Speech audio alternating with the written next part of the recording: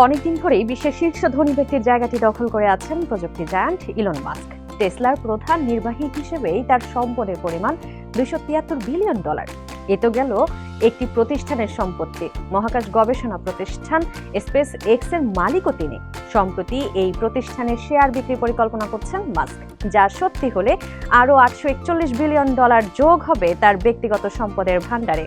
তখন তার মোট সম্পদের পরিমাণ দাঁড়াবে $1.77 ট্রিলিয়ন। বাস্তবে এই সম্পদ কতটা, চলুন বুঝে আসা যাক। সঙ্গে আছি তামান্না খন্দকার। আপনি কি জানেন চলতি বছর বাংলাদেশের নমিনাল জিডিপির পরিমাণ কত? $510 বিলিয়ন। অর্থাৎ মাস্কের সম্পদের অর্ধেকও নয় বাংলাদেশের জিডিপির আকার।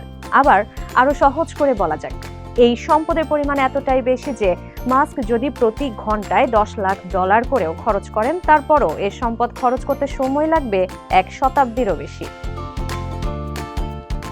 $1 ট্রিলিয়ন বাস্তবে কতটা বিশাল সেটা আরো পরিষ্কার হবে IMF এর তথ্য ঘাটলে। সংস্থাটির তথ্য মতে বিশ্বের মাত্র 20টি দেশের অর্থনীতির আকারই কেবল $1.1 ট্রিলিয়ন বেশি।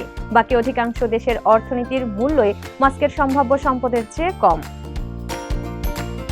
মাস্কের এই সম্পদের পরিমাণ এতটাই বেশি যে চাইলেই অনায়াসেই যুক্তরাষ্ট্রের তৃতীয় বৃহত্তম শহর হিউস্টনও কিনে ফেলতে পারেন তিনি। কেননা তথ্য বলছে শহরটির আবাসিক ও বাণিজ্যিক সহ সব ধরনের সম্পত্তির মোট মূল্যের পরিমাণ প্রায় $879 বিলিয়ন।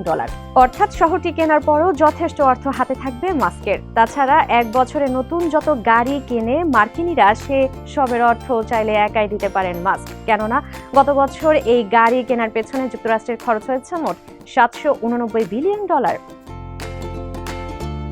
আরেকটু সহজ করে বলা যাক, মাস্কের পরে শীর্ষ যে 4 ধনকুবের আছেন, যেমন Larry Page, Sergey Brin, Larry Ellison এবং জেফ জোসেফের মোট সম্পদ একত্র করলে এর পরিমাণ দাঁড়ায় $1.09 ট্রিলিয়ন। অর্থাৎ সেটিও সম্মিলিতভাবে মাস্কের সম্ভাব্য সম্পদের চেয়ে কম। $1 ট্রিলিয়ন সম্পদ আসলে এতটাই বেশি যে মাস্ক চাইলেই একাই প্রায় পৃথিবীর সব ক্রীড়া দলগুলো কিনে ফেলতে পারেন।